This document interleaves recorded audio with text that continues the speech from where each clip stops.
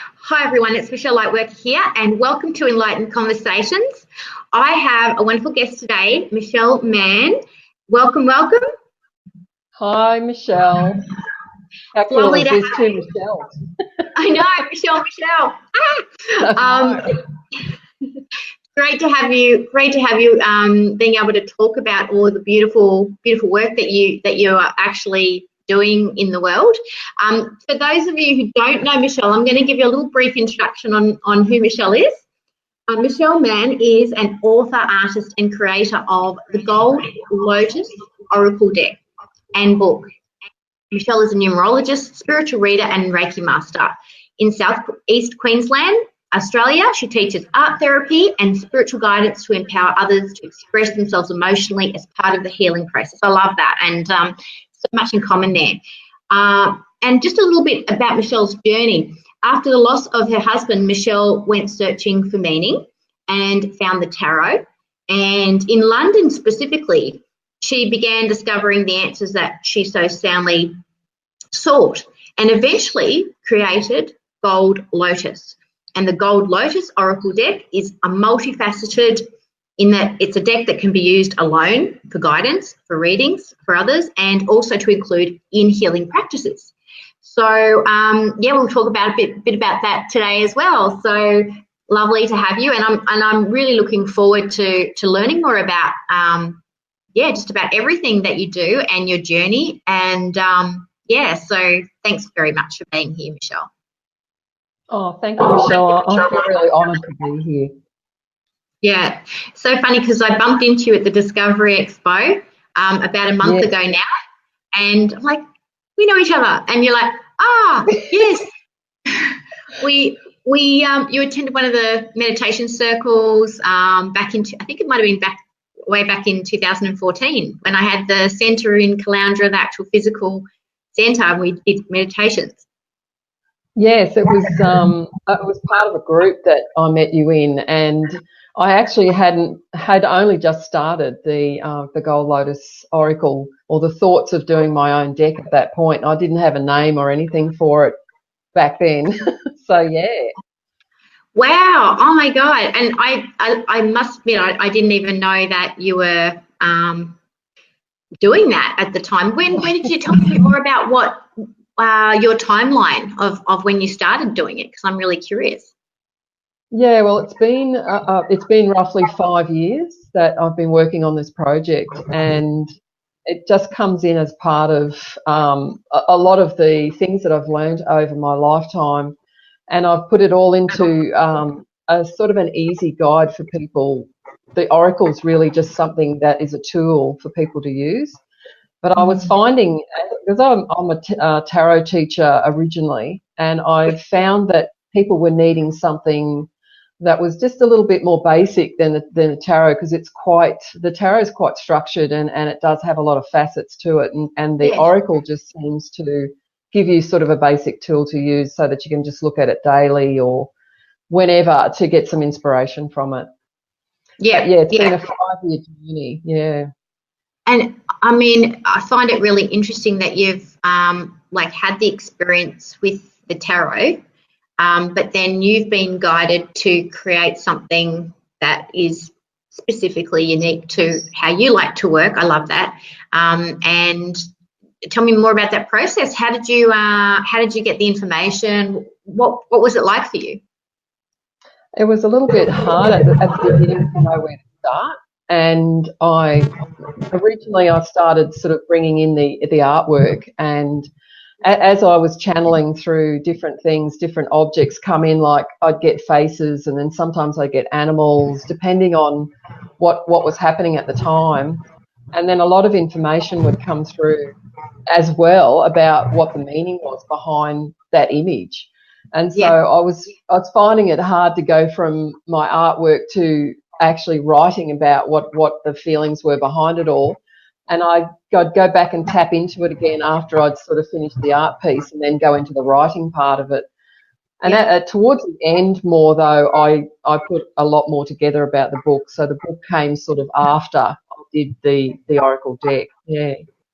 Did it sort of gain momentum over time? Because I often find that, like, yeah, and it's almost like, this is how I like to look at projects, is that they are beings in themselves. And so if we actually respect that we turn up for them, and we respect that they are their own being and that we are contributing to something bigger than us, I think that it makes the process of creation less stressful. I think we have less heaviness of that, almost like a burden that we're carrying. And I think it becomes much more of a joy, and we have less expectations of ourselves, because it's not so much, I guess, coming from us. But, you know, like I like to say, the nerves dissolve when the message is bigger than the ego or the spirit. Yeah?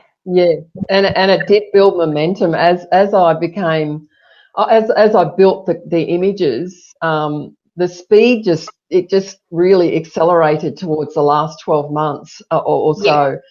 And it became even a little bit like, oh, you know, just I have to keep up. I had to keep up with it all, sort of thing, because all of the information was coming really fast. Yeah. Yeah, But it was wonderful. It was a wonderful ride. I enjoyed so much the creation of doing it. It was wonderful to do. Yeah, and I love that you got diversity with it. I love that it wasn't just sort of a this or a that. It was like, sometimes it was animal, sometimes it was this, and, you know, it had its own little, you know, beingness. Thing going on. Yeah. I love that. And do you want to show us the deck so we can have a little look-see, like how it looks? Yeah, that's the cover of the box of the deck, and it's got quite a fair bit of gold foil on a lot of the edges and things like that. I wanted it to be like a special gift that each person that engaged in it or bought it or received it as a gift, that it was something really special that they were receiving. Can you hold it up again for me? Because yeah, sure. Oh, wow. Oh, my gosh. Hang on. Let me put my glasses on. Oh, that is so gorgeous. It's got the gold foiling and gold foiling on the edges as well. And then I, of course, couldn't stop there. I had to have the gold on the edges of the deck as well. Gorgeous. And then gold on the back. The Gold Lotus is on the back as well, which is in gold foil as well. So beautiful. And so it's really special. And each time I send them off, I feel like that person's receiving something really, really beautiful and special. So they're a little bit blingy. I like a bit of bling. But, yeah, fun. Yeah, I know. And when did you lose your husband? Because obviously this sort of soul searching happened post. It often happens, doesn't it? Like it's a trigger to activate our enlightenment. Exactly. I had a couple of experiences when I was young. When I was only little, my mum, I didn't know this until I was a bit older, but my mum told me about my imaginary friend. And it wasn't until I was about 20 was my first experience with having like a premonition of something that was going to happen before it happened. And I was actually with my fiance, which was my husband at that time. So around 20, 20 we got engaged, and we were at a party. And when we left the party, we were all going to a destination. And during that experience, my body started to shake, and I was feeling the energy building as I was seeing knowing that someone was going to have an accident in this journey that we were about to take. And we arrived at the destination, and on the way I kept saying to my fiance, I know something's going to happen. I can't stop this feeling. I was like nearly in tears, and I couldn't explain to him what was happening to me. And he said, it's okay, we're all good, you know. But of course we got to the destination, and one of our friends was not there, and so we started to backtrack. And the experience that everything stopped, like the experience that I was feeling, the energy that I was having rushing through me, all stopped. And I just went, oh, thank goodness. I wanted to get rid of that feeling. It was not pleasant. And anyway, as we went back, my friend was fine. He was running up the road, but his car had gone over a cliff, and Oh, wow. was just so grateful to see him coming. I just, the tears were coming, and I said to my husband, I knew that, I knew all this was going to happen, sort of thing, and it was afterwards that we spoke about it. But my husband died then we got married after that, and my husband died when I was 24. And so I went on this soul-searching journey at that point, and I went through quite a rough patch, actually, for a couple of years, trying to understand what was happening, until I got to about 27, and then I had a breakdown.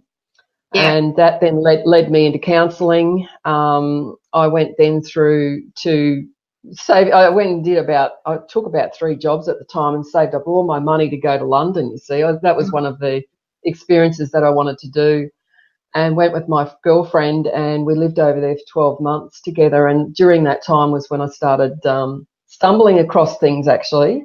And I went into a BBC store, and they're massive over there. They at that time they were massive, and they had this huge spiritual section, and I thought I've hit the jackpot. They had all these books and decks of cards and all sorts of stuff. And so, yeah, the first deck I come across was a tarot deck, and I went, yoo-hoo, I've got it, took off with that. Yeah. Had no idea of what to do with it or anything about it. And then I started learning it myself, until I come across a workbook, and then I started to again just self-teaching myself about how to use it. And so that became something that I did for quite a long time, reading in different shops and at home, and teaching tarot, and it sort of led on from there. How did you get into the art therapy? Because I love art therapy, and I wrote a book on it. Oh wow, I just love it as well. It's one of my favourite things to teach, and I think through the journey of the Lotus, it really built my confidence in painting and drawing, and I'd learnt more skills through that 5 years, and took a lot of classes just to perfect different things that I was trying to achieve at the time, especially like proportion and faces and things like that. And I love faces, so I took quite a few lessons at the time. But anyway, as I sort of got more confident, it became something that I really loved, and I do that in my workshops. And I actually have a workshop coming up on Sunday is at Budrum, and it brings in all of those things. It brings in journaling, like we pull a card, we do a meditation. I talk a little bit about intention of what you'd like to bring out for that day, what you're doing.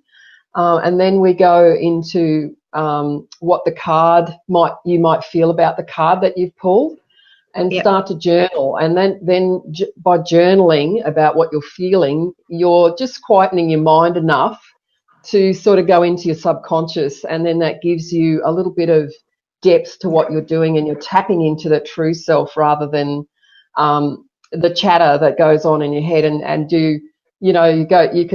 it can dissect a lot of stuff that you're feeling. And so, the process then leads into that subconscious part of yourself. And of course, you probably know as well with journaling, that also brings about mindfulness, and also being grateful for what we have. And so you can journal about what you're grateful about, and start building on that feeling. And then I go then from the journaling, and I get people to start either doodling, drawing little symbols, little things that start to come as they're starting to write. And then I ask them to associate the feelings with that symbol, and that becomes part of their artwork, that they take that symbol, or that it might be a flower or a coil, or it could be anything, a triangle, whatever the symbol might be for them, and they take that into the artwork. And it might be on the bottom of the artwork, or in the layers of the artwork, or they can use it as their focus of the artwork, so they could have it right on the top if they are wanting that. And some people want to recede it a bit, so they'll put it behind in the layers of what they're doing. And so you'll still see it, but it'll become a message to them personally, really, than other people seeing it. Yeah. Oh, that's beautiful. Yeah, and it's like that for them. They know it's there. It's for them, and it's speaking to their essence and through the painting and or the drawing or whatever. And is it predominantly, are they using in your workshops one specific type of medium, like with art, paint, or drawing? No. It's a bit of a combination, and it's a mixed media workshop. So Nice. I do teach some techniques as well in the workshop, so they get a little bit of a, start them off and give them a bit of an idea of how to continue through with what they're doing and get the picture of what they'd like to, or the intention behind what they'd like to produce at the end. And so I use a lot of different techniques, and I have watercolour, lots of water-based products, acrylics, depending on, the feel of the workshop and what we're doing there. Yeah, nice. Well, if anyone's watching and they would like to attend this event on this Sunday, Michelle, can you give us the details, and I will type it up on the screen as well. What time is it on? Where is it? The location first. I'll type the location in. It's the Budrum Historical House. Oh, yeah. Historical House. Yes, and it's just off Ballinger Road. Yep. And it starts at 9:30 till 2:30. 9:30, 2:30 on Sunday. What is the date this Sunday? 27th. Thank you. 27th of May. Cool. We got it. So if anybody wants to head up there, if you're on the Sunshine Coast, otherwise, they can certainly check out what you're doing on your website, which is it's www.michellemann.art, is it? Yes.com. I remember it. Yeah. And I have other classes on my website as well, with how to learn Oracle, how to learn Tarot. It's really intuition-based courses, so you're learning really more about your intuition and building your intuition to read cards. Cards are really just a tool. I love that. Yeah, I think when the tools supersede your intuition, you're in trouble. You know what I mean? Like, some people hand a lot of their power over to tools. Yes. I was actually talking to some of my Lightworker practitioner students on the weekend, and in the Lightworker practitioner training, we have over 40 modalities that people can learn at the end of it, specific tools and things like that, shamanic healing and essences and crystal, you name it, it's in there. And yet the course itself is founded on 12 high vibrational principles, or as one of my students likes to say, expansive principles that help expand us. I think if I took all the tools out of it and just had the principles, we'd be all right. I honestly do. I think all the tools are fabulous, but at the end of the day, honestly, if you are not aligning yourself with expansive, intuitive, high vibrational frequencies, the rest is just detail, really. The rest really is. It's direct from spirit to us when we're putting these courses together. So you know what I mean? So what you're doing and how you're doing it, what you're trying to encourage with people is to help them to tap into their symbols, the way they want to put it together, to really own it, to really connect with that process. And I absolutely love that, because even I haven't even started talking about the art therapy yet, but even in level 4 we cover essences, how to make essences and things like that. And at the end of the day, after we've learned everything, learn how to make crystal essences, learn how to make tree essences, you name it, archangel essences, whatever essence you want to make. At the end of the day, they're very helpful on a practical level, on a 3D level as well. But you can actually call on and invoke those vibrational frequencies without having to take a single drop. And so, you know, it's more important to work out what we need to return to our center and wholeness rather than hand our power over to a tool that someone else is giving us and just accept their word at it. I think as we go forward, our healing and our wholeness, which I think healing for me is a return to wholeness. It's not like we're broken and we need to come back together. It's just that we have to return to a consciousness of wholeness at the end of the day. Helping others to connect into the light web, which we have, you know, all have the ability to do. And I think that once you're taught those basics, and there's other things that you can learn along. So you did the artwork of all the deck. You did the artwork. Yeah, I did all of the artwork. I've actually got one of the big. I've got a big one behind me of this one. Oh, good. I'll put you fully on the screen there. So, and let me put my glasses back on so I can see what you're showing me and everybody else. So, what's that one say? This is the heart chakra card, and I have the large one just behind me here. Hold it up. Show people how they evolved. Yeah. Nice. And you can see the sacral chakra behind me as well. That one is beautiful.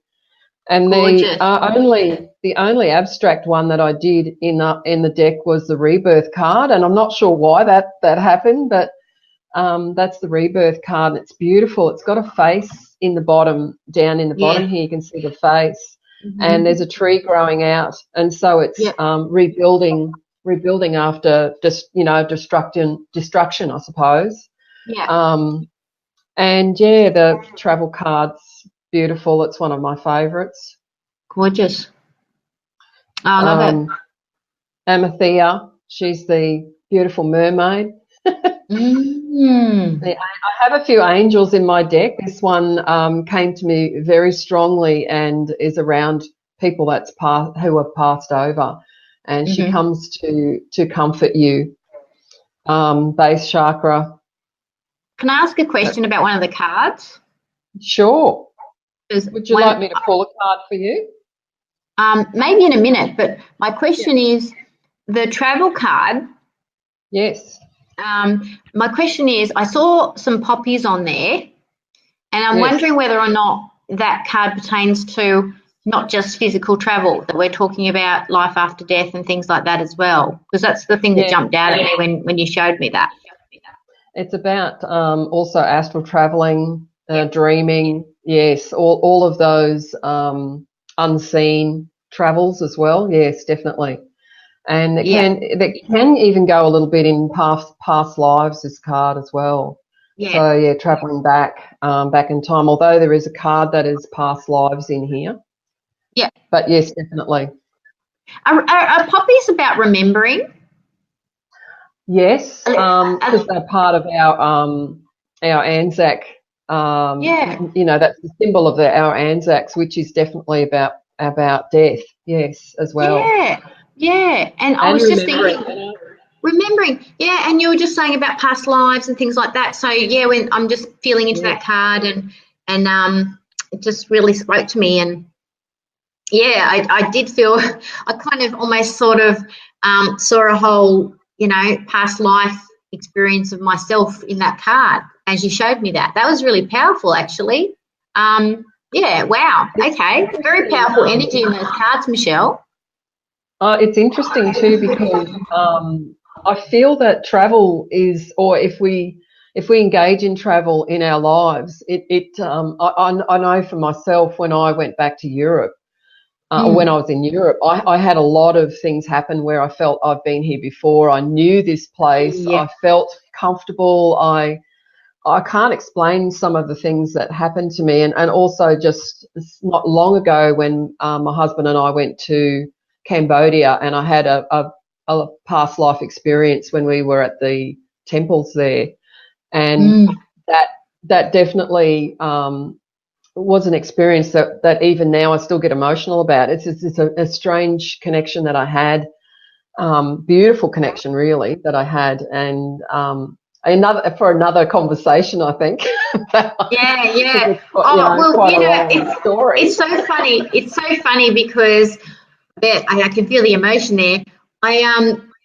Just before we hopped on, I was trying to line up everything so that I can actually share it all as soon as we start, Anyway, and then I saw in one of my Facebook memories, and it said only 4 weeks to go, number of sleeps or something, 15 sleeps to go or something to USA trip. Not kidding.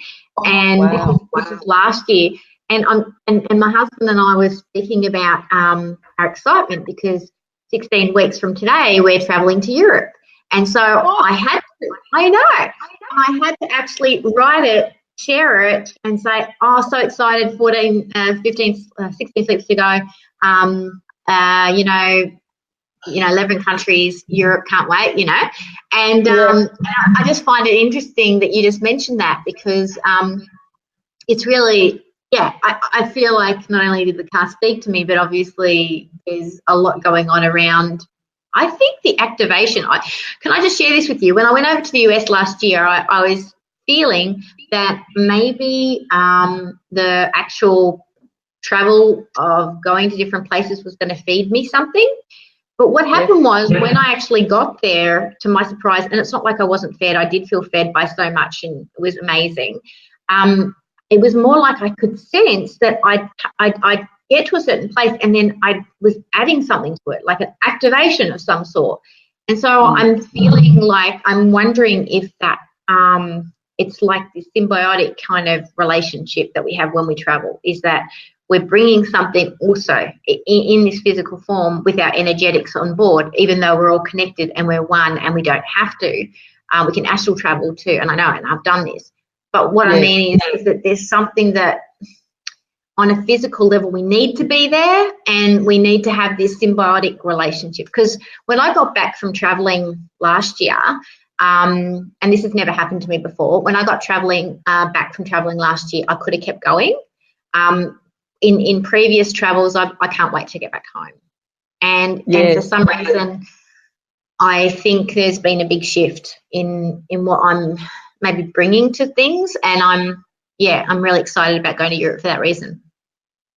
I think that physical connection with that actual geographic place as well, there's something to do with that geographic, and I think that then brings another dimension to you as well. Like when we travel, I feel like we learn a lot, although like you said, sometimes we don't have to have that physical experience, but I think if you engage in it, there is a shift that happens with you each time you do travel somewhere, and a learning, obviously, I'm going to open it up to for you to do a reading for the group, because even though I've only got a couple of people watching, I'm sure there'll be other people watching later, and it will probably be speaking to them. So maybe we can get you to do that. And if just letting you know, everybody, I'm using Be Live TV. So when you post a comment, I can show the comment, but it won't show who you are. But I can see that on Facebook. And I can probably flick over and say, oh, it's so-and-so. So if you've got any comments to make while we're watching, please feel free, and I can show those comments up on the screen. So, when you're ready, sweetheart, go for it. Do a little reading for the group. See what's coming through. Oh, well, I'll just get these sorted. Yeah, show us how you sort things. Show us your style. This is how I start. This is my style.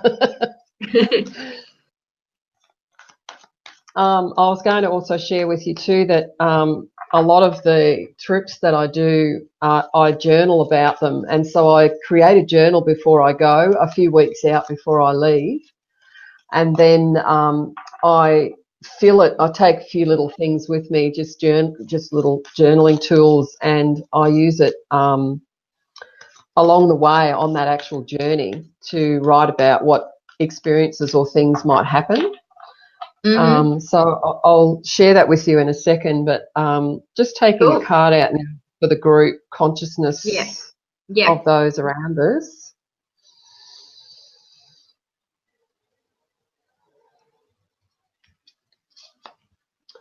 And the card I've chosen is time. or the goddess of time. Yep. And it's an interesting card because, as you probably know as well, time is a bit of an illusion. We have this feeling that we have to do, we're sort of racing, or things are quite fast at the moment. And I feel like that for a lot of people, it's just a little bit of needing a little bit of time to reflect on maybe what's happening in your life at the moment, and where you may need to just slow down a little bit and take a little bit of time to reassess what you're doing, so that you can sort out what's important and what's not important in amongst some of the things you may be engaging in. And I also get the feeling too with this, for all of us, that as we're leading up to the full moon, it can be a time too where your energy feels different. Your energy can feel quite different as we're coming up to that full moon. And it's a really interesting time, I think, that anything that's illuminated in your life around the full moon is something that you're needing to look at and maybe let go of, or to engage more in. And so that timing is a timing thing with this, and the moon obviously comes in with part of that as a cycle, the cycles that we go through in life.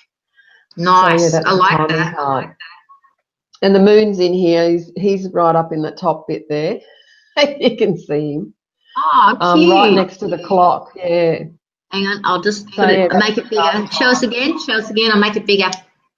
And that is so cute. What a cute moon. I love it. I love your little bits and pieces of detail that come through. I love that. I love that you've got that sort of, it's not just about, you've got little things, you've got layers. It's like you've got layers of ideas in your I was going to say tarot cards, but in your oracle cards. And which is cool, because it's like a cute little discovery. And then whoever's meant to notice certain things at certain times when they pull that card, they'll pick it up. Yeah, they will. I love that. That's great. Okay, you can pull one for me now. Pull one for me. All right. Okay.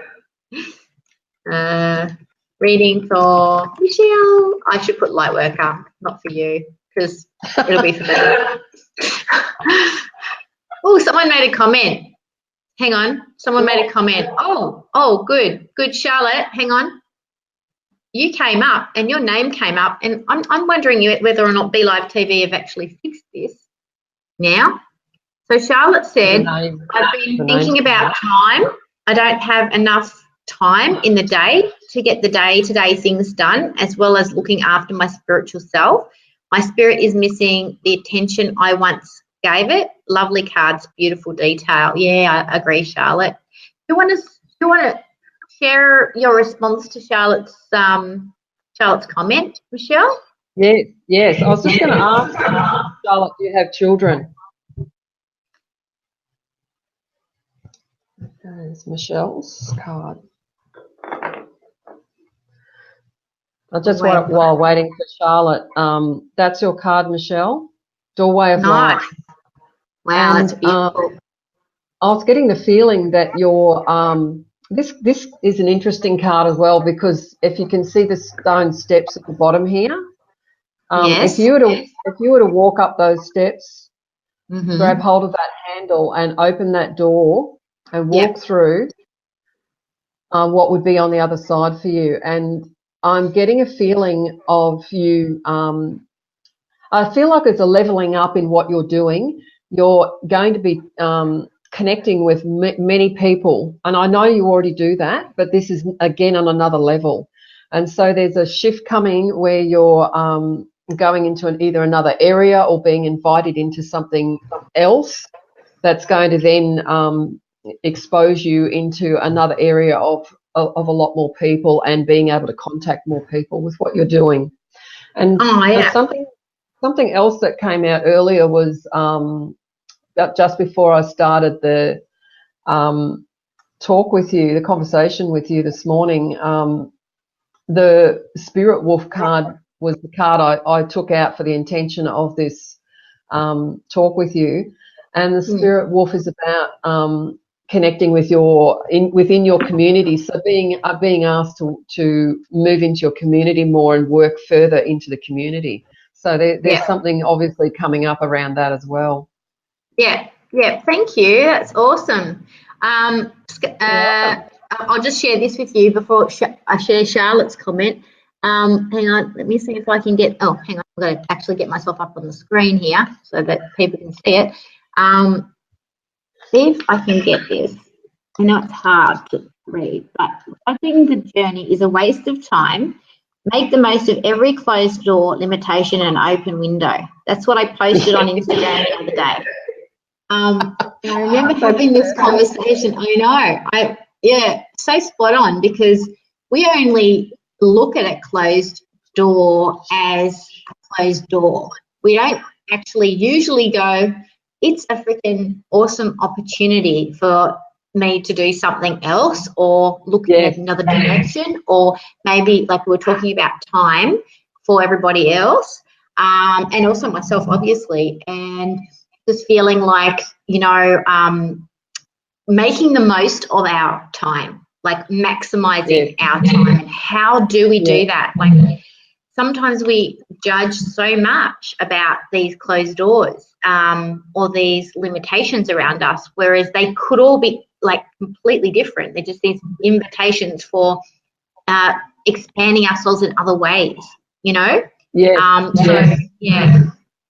Thank you for that. And I think, excuse me, and I think that talking about the doors, and there's always a reason, I feel, around something finishing or ending, and it's a good way for us to move on then into the next thing, and another door opens, and it becomes another creation of what we're wanting to bring into our lives. And I'm going to do my next newsletter is coming out in another week or so, and in that newsletter I'll be talking about that we're already at the 6th month of the year, and it's like, what happened to 6 months is crazy. And then looking at the intention of what you're wanting to bring in for the next 6 months or the last part of this year.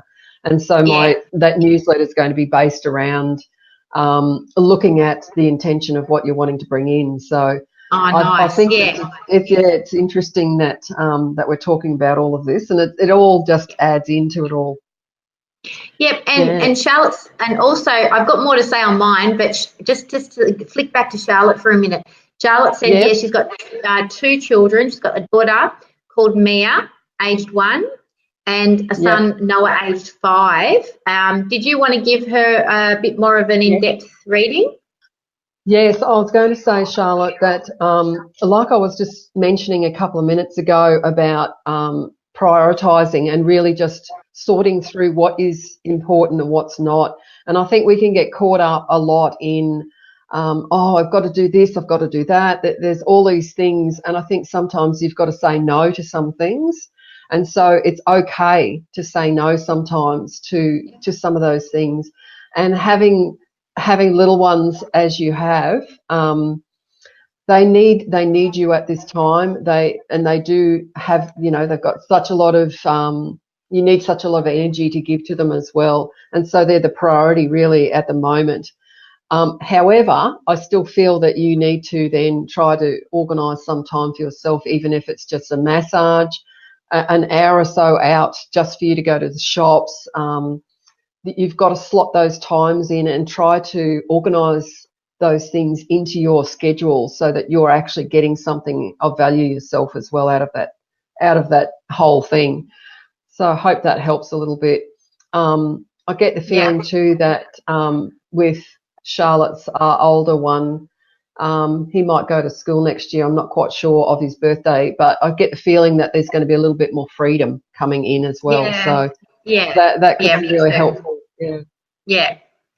Yeah, I agree. I think it's really great to acknowledge that the energy of the children are taking away what we call the etheric body, or the chi forces, and they're draining those forces. And sometimes when our chi or our etheric body is feeling drained, sometimes we can feel like we have no energy, and then when we have no energy, we don't feel like doing anything.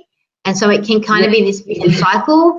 And so actually not like a bit like that don't judge the journey post that I just showed you guys, just saying, well, you know what, that's just how it is, and I may have less energy, so I have to kind of make more time to give myself more energy, and even when I don't feel like it, because sometimes I might not feel like it, but then it's like when you were starting your Oracle card deck, you have this sort of clunky period, and then all of a sudden you can't keep up with it because there's so much. Yeah. Where did all this time come from? Where did all this flow come from? But it's because we turned up for it, because we plan it, because we prepare, we plan, and we write it down. We make a list of the times in the day that we're going to take, and then all of a sudden we feel better. And it's because there's parts of us that feel fed and parts of us actually have more to give back. So, yeah, that's what I'm getting from that. That was really great, Michelle. I think that was a really great to ask her about the kids, because I felt too that there was something, especially the oldest one's kind of interesting. I feel like the youngest child is going to be a bit more breezy than the eldest child. It's I think that they've got a lot. They've needed a lot of her energy. Charlotte, I think Noah's needed a lot of your energy. But once he, I get the feeling once he gets into the school zone, he's just going to take off. Like this. Yes, like a freedom sort of comes in around it. That's that feeling I was getting. It's a little bit easier and might work a little bit better with some free time for Charlotte as well. Yeah, definitely. Back to mine. In terms of the community thing that you mentioned. Yes. Totally relate to that, because there's so many opportunities at the moment to cross-pollinate with community. I'm involved with an app creation with the Massage Me Now app, so that people can, like healers and psychics and massage therapists, can be searched, found and booked anywhere, so they can travel and they can do that. So I'm excited to be a part of that team and really bringing the healing industry into community more. And that's completely different for me. I mean, I've always been really excited about elevating enlightened enterprises, and that's what Lightworker Foundation aims to do. That's what my business aims to do, not for profit. Just wants to, how do we get people on the radar? How do we get people seen? How do we get this energy incredibly in people's faces? And so to be part of Massage Me Now, as well as 5D TV, it's like different communities. I feel like I'm kind of being placed by spirit in these different, like even types of communities, to really help everyone, because I see that. I even got Amy Young, who's was a writer for Lightworker Advocate magazine.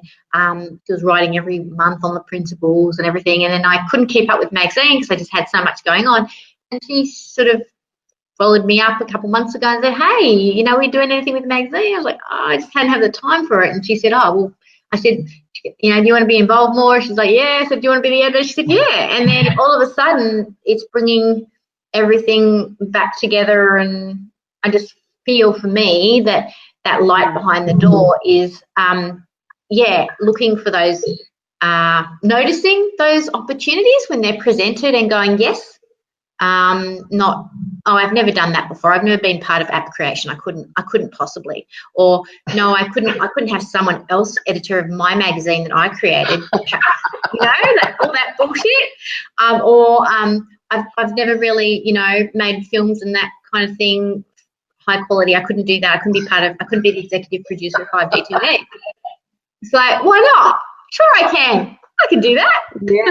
Yeah.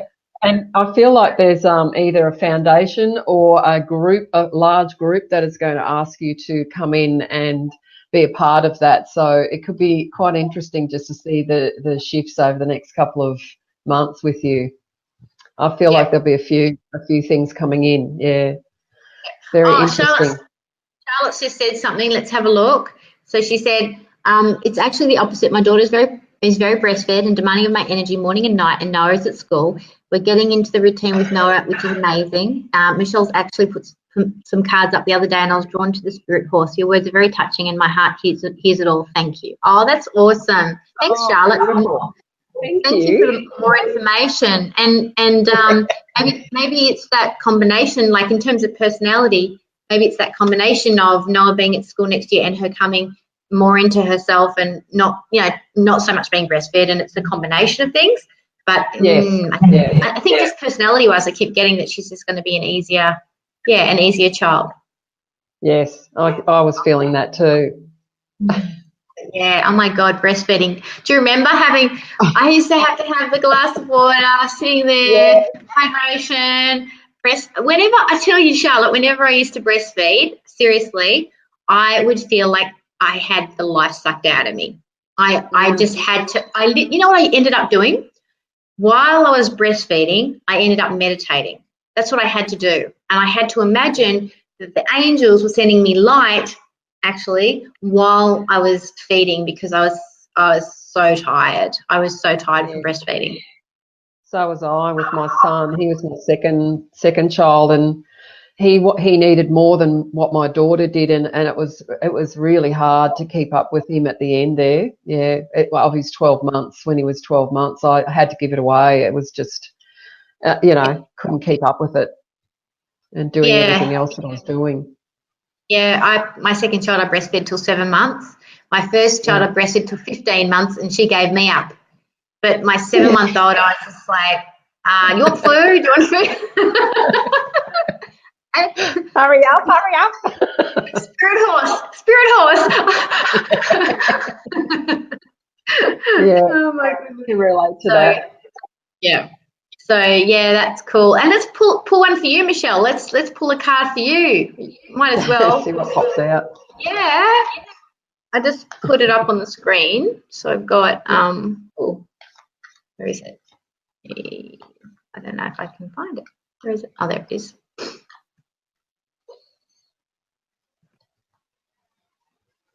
Okay. What you get?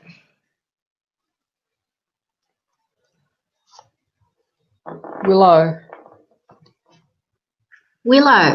Oh, Yeah, she's nice. a fairy, and Willow is the last card in the deck, and she comes as she's a gift that's coming to you for rewards for hard work that you've done at the in the recent time. So reward card, reward card.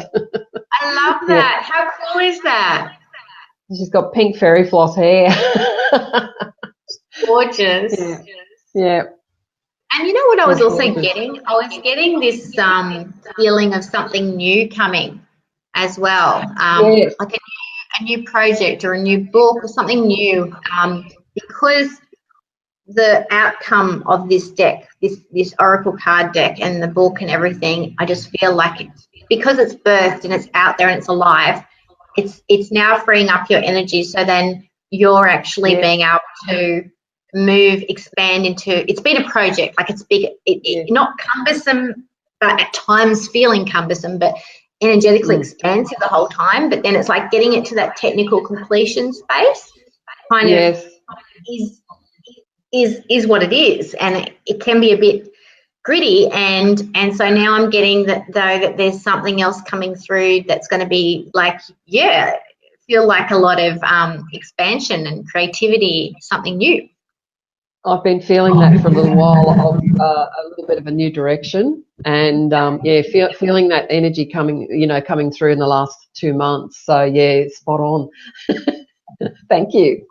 Can't wait to hear. That's awesome. Great. So we'll remind people where they can find you.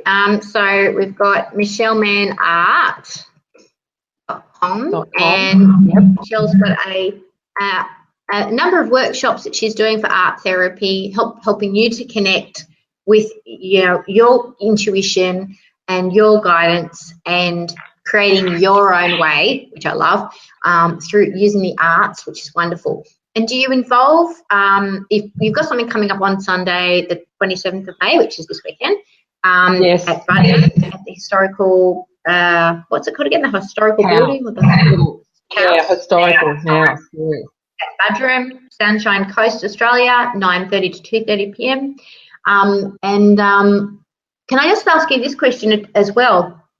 When it comes to the art therapy, because my art therapy, I had different things come through about what to do. So I had my art therapy was very step by step as a practitioner. This is what you want to do. You want to take a client through each and every step. Mind you, if you know the steps and then you get guided to do other steps from other processes, go for it. But it's more like, this is the intention. You know, we want to, for instance, one of the art therapeutic art things is to create a perfect sphere, like a perfect round circle out of clay. Yep. The whole point of that is so that the person can get to center themselves, and so that sphere becomes what's around them. But before, so the purpose of it is to, at the end of it, to have this beautiful, except for star children who ended up with a star. It's kind of interesting. Is to end up with this perfect sphere to you might start with something weird, like you might start with something that looks like mash because you have no feeling of centeredness around you. You don't have any containment. You know, you might be spilling off your energy everywhere, and so that art symbolizes the before, and then you move to let's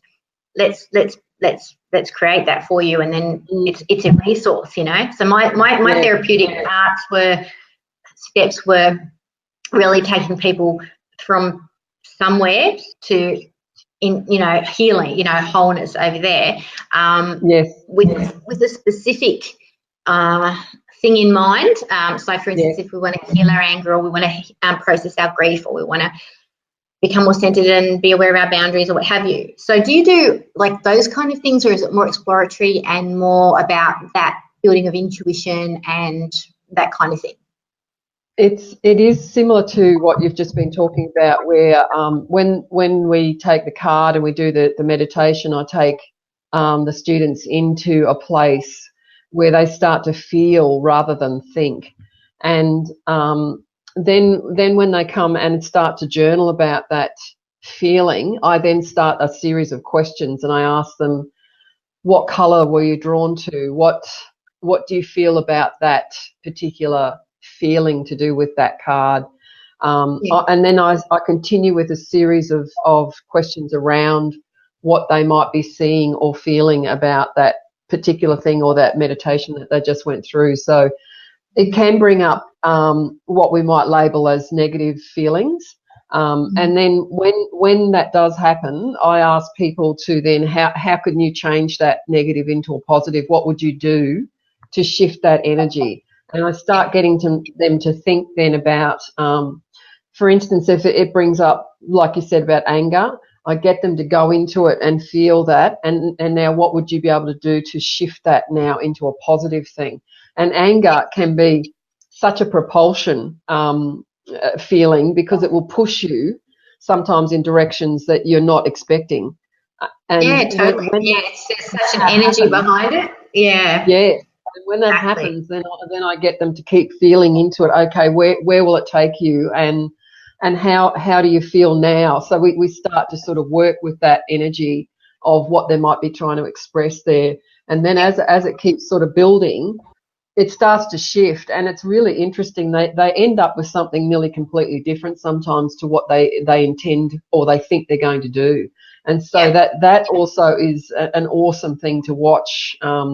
People start to create that changing those feelings and shifting it into a positive thing. Yeah, awesome. And it is all about resolving at the end of the day, really coming to a place of resolving and resourcefulness. And we've got a few minutes left, and I'm aware that we've got another question. I don't want to miss Amalia to Grace to miss out. She's just saying, love you to pull a card for me today, Michelle. I'm watching this in bed with a cold. It hit me yesterday. Well done for this. Both. Oh, well, like we say, don't judge the journey. It may look like a closed door or a cold door. Let's pull a card for her and see what this is inviting to happen. Reading for Amalia. I'll just type that up on the screen. Just bear with me for us. You do your thing and I'll type this up on the screen. I shall. There we go.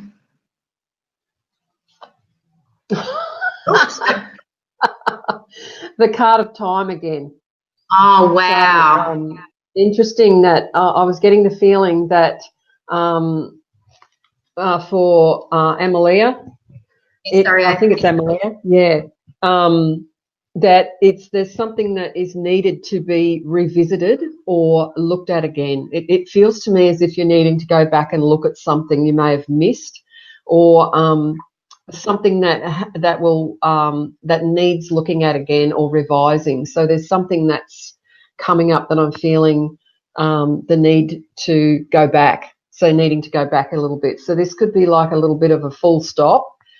You're needing to go back and just have a look at something there that may have been missed. That's my feeling with this anyway. Yeah.